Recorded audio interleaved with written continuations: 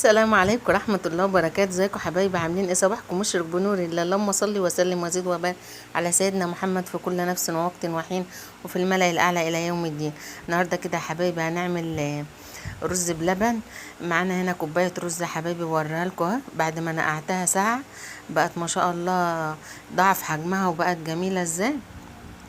هنا معايا نص كوبايه ميه، اقوم جايه حطها في الخلاط واضيفه فيها الرز اللي انا نقعته ده، اديله ضرب متقطع كده في الخلاط يبقى نص كسره كده. معايا كيلو لبن حليب ومعايا كوبايه سكر ومعايا فانيليا.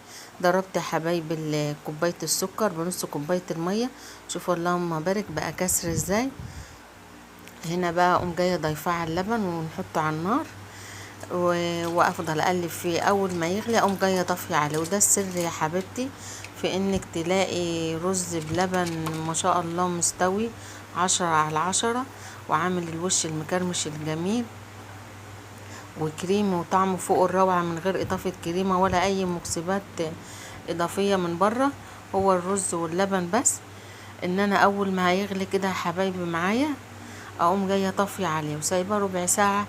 خدي لك لفه كده في المطبخ، اغسلي مواعين، اعملي حاجه وارجعي له تاني، هتبصي تلاقيه ما شاء الله ده ضعف حجمه وبقى جميل وتشرب اللبن بتاعه. نضيف له بقى كوبايه السكر. شوفوا يا حبايبي بعد ما سبت الربع ساعه بقى ما شاء الله ضعف حجمه ازاي. اولع عليه النار بقى تاني واقوم جايه ضايفه له كوبايه السكر اللي قلت لكم عليه. ربنا يصلحها لكم حبايبي ويسعدكم بحبايبكم يا رب، ويديهم لنا ويشفي مريضهم وينجحهم ويهديهم ويحميهم ويكفيهم شر طريق السوء وحاكم السوء يا رب العالمين وصاحب السوء يا رب العالمين. هنا قرنفلية اللي وقعت من السكر دي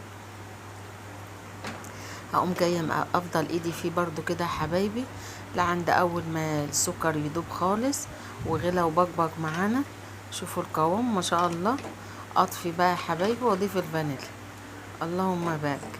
هنا بقى اضيف له مكون كده اول مره اجربه بصراحه ما اخبيش عليكم. انا قلت اجرب فقلت ما اجربش في الكميه كلها. اللي هو قطعت منجايه قطع كده وقمت طايفاها على كام بوله من اللي انا عملتهم. قلت اجربهم بصراحه طلع طعمهم تحفه قوي والحمد لله حبوهم وشكروا فوق.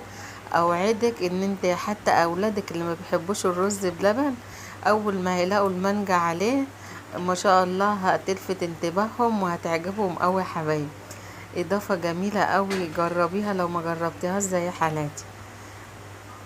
اضافه جميله قوي. وسبت بقى الباقي قلت ساده بحيث لو اعترضوا عليه انا اللي هتدبس فيه.